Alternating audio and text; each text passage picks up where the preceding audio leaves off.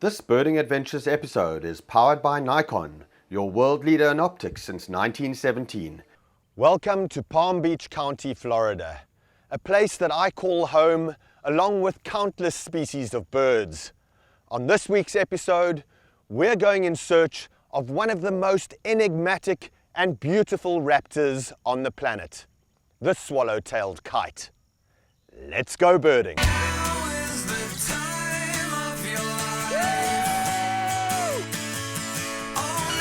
That was awesome.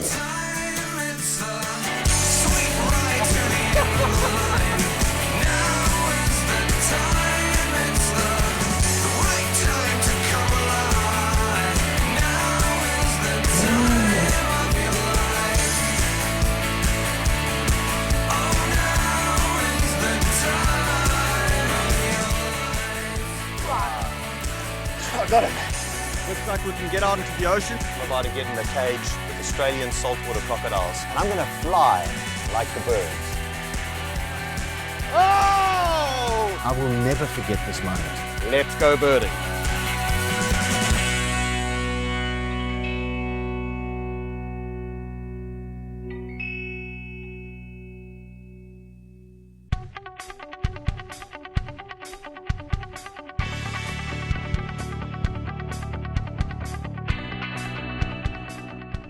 Palm Beach County is one of the largest and most eco-diverse counties in all of Florida, and the Palm Beaches are a paradise of never-ending outdoor activities and things to do and see.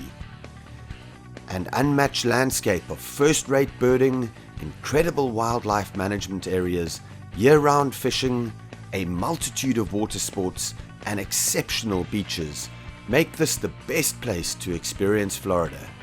From the Everglades to the Atlantic Ocean, you are sure to find things to do that will stoke your passions and make lasting memories. Here in the Palm Beaches, birding and wildlife viewing is a big deal, even bigger than you might imagine.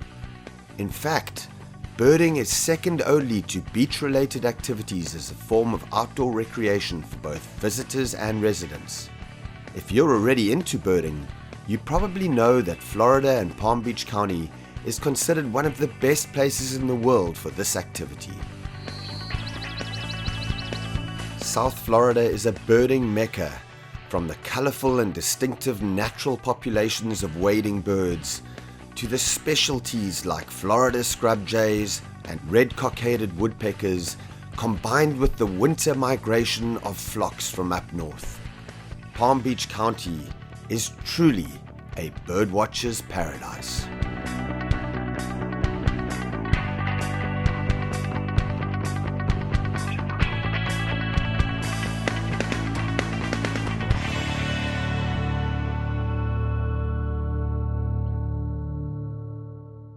I'm standing at one of the most productive birding areas in all of Palm Beach County.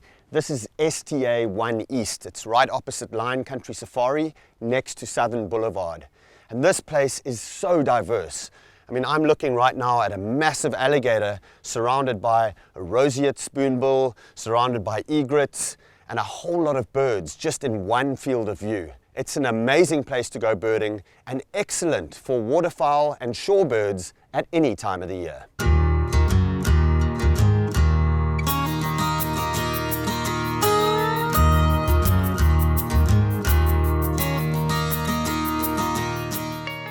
Right on the edge of western Palm Beach County is arguably the very best waterfowl and shorebird site in Palm Beach County. These are the STAs, or stormwater treatment areas, and there are a number of them spread out across western Palm Beach County. And these STAs are managed by the South Florida Water Management District.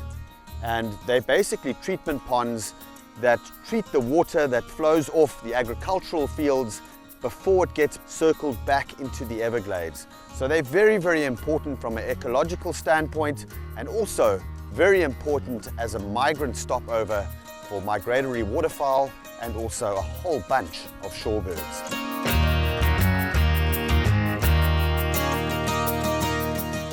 Palm Beach County is not only known for its resident birds that are here year-round, and also for the migrants that come in during spring and fall migration. but it's also known for its rarities. And we're on the western edge of Palm Beach County in the agricultural areas, and we have seen not just one, but two scissor-tailed flycatchers this afternoon. You can see the scissor-tailed flycatcher with its nice scissor-shaped tail. There it goes, it's just flown out. It's hawking insects. It'll fly off from its perch high up on these telephone wires, flies up, sallies forth, grabs some insects, and then flies straight back. And you can see these agricultural fields are a really great breeding ground for a whole host of insects. Perfect food for scissor-tailed flycatchers. This is a bird which is seen probably every year, every other year in Florida, but is nonetheless a really nice rarity. Scissor-tailed flycatcher. What a great bird to see right here in Palm Beach County. This Birding Adventures episode is powered by Nikon, the world leader in optics since 1917. And by Palm Beach County, Florida. Discover the Palm Beaches. And by Engel Coolers, the original high-performance cooler company.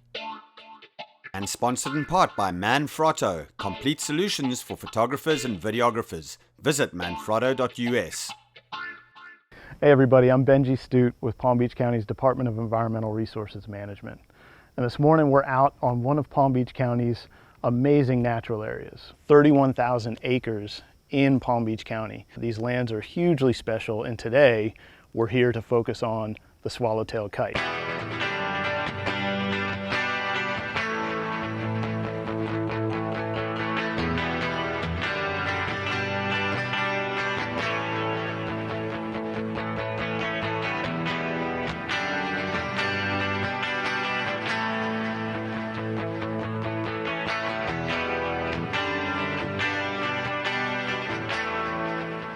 Palm Beach County is chock full of natural areas, and every spring countless swallowtailed kites return from their wintering grounds in Central and South America to take advantage of this bountiful beauty.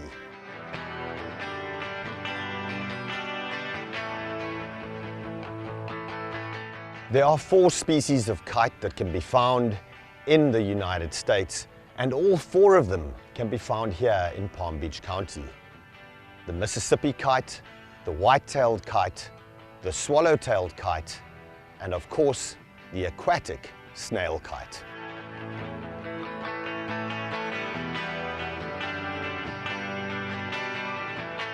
Well, the swallow-tailed kites are back in huge numbers this year in Palm Beach County, and they have this amazing routine every single day.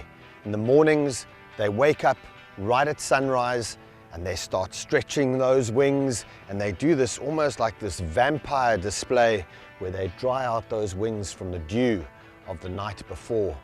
And then they stretch and get ready, and they flap their wings, getting ready to fly and go on their aerial missions in quest of insects. And then you'll see them take off in the morning. They'll wait for those thermals as the ground heats up around 9:30 in the morning. Then they'll take off, get into those thermals, maybe take a quick drink of water from a canal or a water source, and then they'll ride those thermals all the way up to their hunting grounds, where they'll spend the rest of the day looking for insects. And come evening time or late afternoon, they'll fly back to the roost site, maybe on the way grabbing a quick insect or a last meal before nighttime. And they'll roost in these numbers right at the top of cypress trees where they're safe from predators. Wow, they're such handsome kites. Beautiful, subtle coloration, really handsome markings, and just beautiful with that lovely forked tail.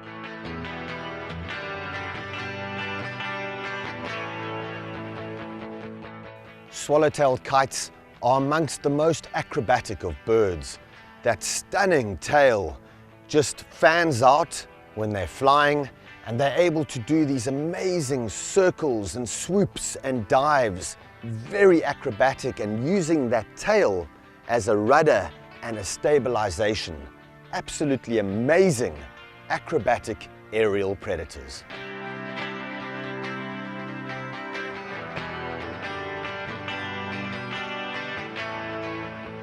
One of the interesting aspects of the swallowtailed kite's life history is that unlike other raptors, they don't prey on rodents or reptiles or other birds, but more specifically, they prey on insects, and they'll fly and gather those insects on the wing, often transferring them to their talons, and then they'll eat them right on the wing.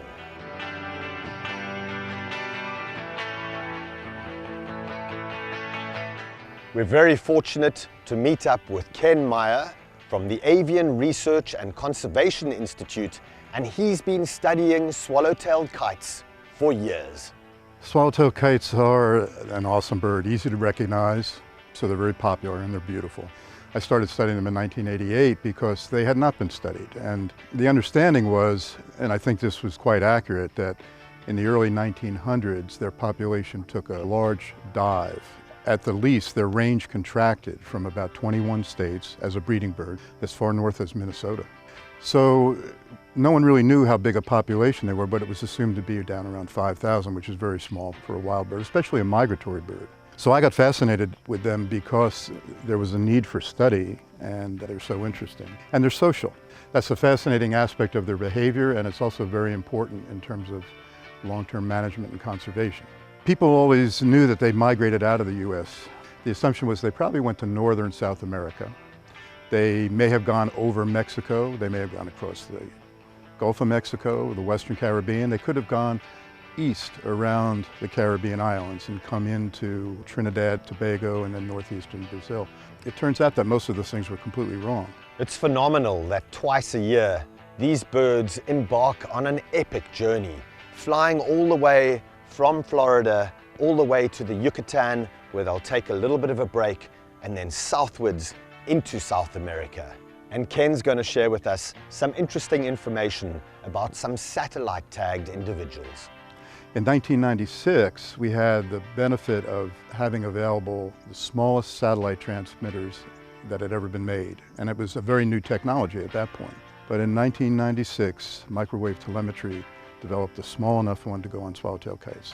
So we designed safe harnesses based on 20 years of experience prior to that, and discovered within the first few weeks of tagging the birds in Big Cypress National Preserve that they go to southern and central Brazil, 5,000 miles at least. And they take their time. They go across the water to start with. They fly over to the Yucatan Peninsula. They may touch down on western Cuba. They get to the Yucatan Peninsula and they rest. It's a long trip from the Yucatan to where they're going for the winter, but they're over land from then on, and it's much safer. And they do that back and forth every year. This Birding Adventures episode is powered by Nikon, the world leader in optics since 1917. And by Palm Beach County, Florida. Discover the Palm Beaches. And by Pelagic Polarized Sunglasses.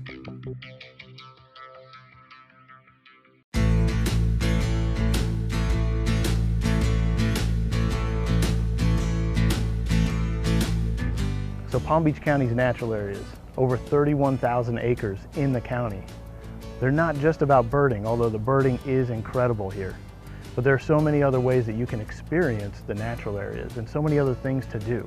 You can paddle in emergent wetlands like the one behind me here. You can go fishing, bring your fishing rod, wet a line as you're paddling, but we also have fishing piers from land at places like Pine Glades, Cypress Creek, here at Winding Waters Natural Area. So great places to wet a line, get some of those big largemouth bass. If you're an equestrian, ride your horse. There are equestrian trails on several of our natural areas. Come check out Palm Beach County's natural areas. You won't be disappointed. Palm Beach County's 31,000 acres of natural areas are not only home to the swallowtailed kite, but also to their predators. And their main predator is the great horned owl. The great horned owl's being here tells us that this is a really productive ecosystem. There's plenty of prey items. One of the reasons that they're the kite's major predator is because they're such a generalist and they're so adaptable. A lot of times when they will predate kites, they do it at night when the kites are sitting on the nest. And they can do that because they have incredible eyesight and incredible hearing. So these birds, they have feathers on their face that make a facial disc, and those tufts, those horns, those feathers all funnel sound to these birds' ears, And what that does is it allows them to hear sounds as small as even a mouse squeak from about 900 feet away. That's 3 football fields away. They can hunt pretty much just by using that sense, their hearing. But they also have incredible eyesight. And so what they do is they have the ability to turn their head 270 degrees around in either direction. So they can almost turn their head all the way around. And that allows them to look around, but having those fixed eyeballs in their skull really, really enhances their ability to see, especially in low light. Another great thing about these predators is their feathers. Their feathers are adapted to be as quiet as possible in flight. And when they fly, they're almost completely silent. They range from the tundra all the way down to South America. They have another amazing adaptation, their talons and their talon strength. And that's what enables these birds to take prey that is even heavier than they are. So these birds can take prey like skunks. They can take prey like Canada geese. They will even attack other raptors, of course the swallowtailed kite, but will even take raptors as big as red-tailed hawks. So just incredible, incredible birds. And Palm Beach County's natural area is one of the areas where you can see them. You know, I've really got to hand it to the folks from the Environmental Resource Management of Palm Beach County. And I'm a little biased because I live here, but they've really created these wonderful natural areas for all of us in Palm Beach County and the rest of North America to come down and enjoy.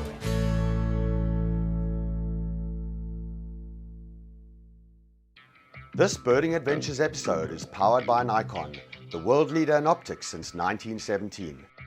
And by Palm Beach County, Florida. Discover the Palm Beaches. And by Engel Coolers, the original high-performance cooler company.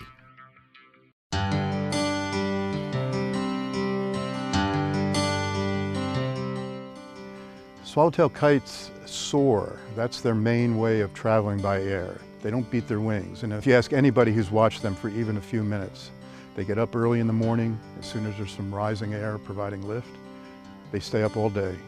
And you may watch a kite for hours and hours and never see it beat its wings. They'll change the shape, just like a gliding machine would, take advantage of that lift. It's mesmerizing behavior and also amazing when you think about it in an aeronautical sense. Most people don't realize they actually have about a 4-foot wingspan. They're a very large bird, but they're so adept and so agile when they're flying, so graceful. You would think that they're a much smaller bird. As they leave Florida, they gather in these large night roosts to find food together, to put on fat, to prepare for this long trip south.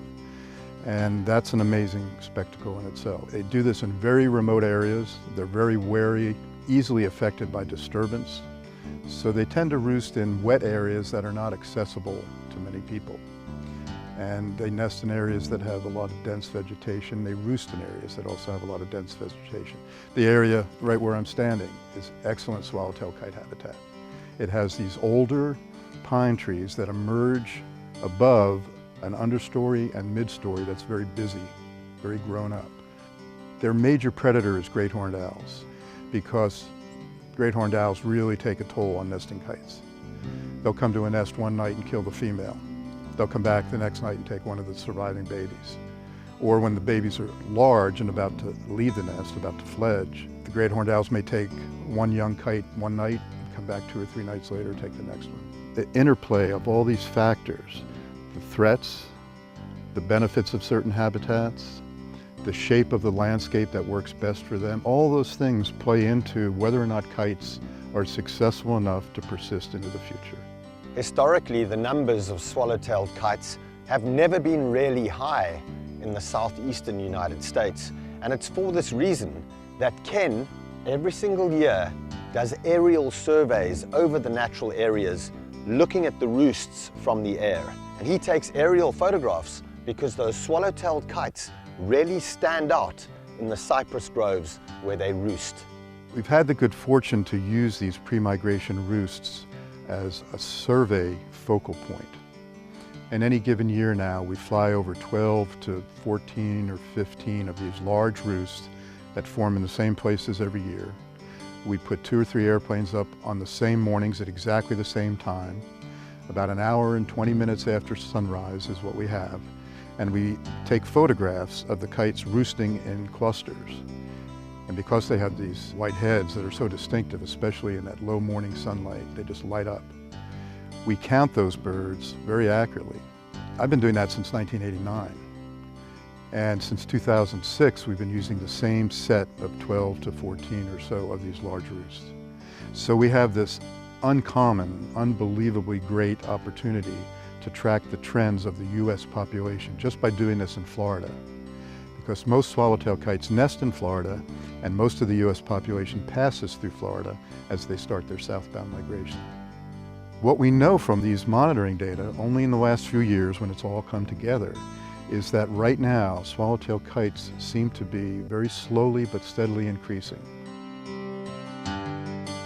It is vital that during this pre-migration communal roost stage that the kites are not to be approached or disturbed. They are preparing for an incredibly arduous and very risky migration.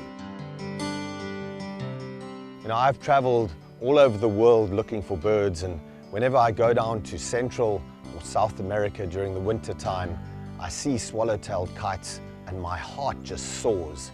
But it's incredible that I can come back here to my home county in Palm Beach and see these birds in excellent numbers. Our golden bird for this episode, the swallowtailed kite.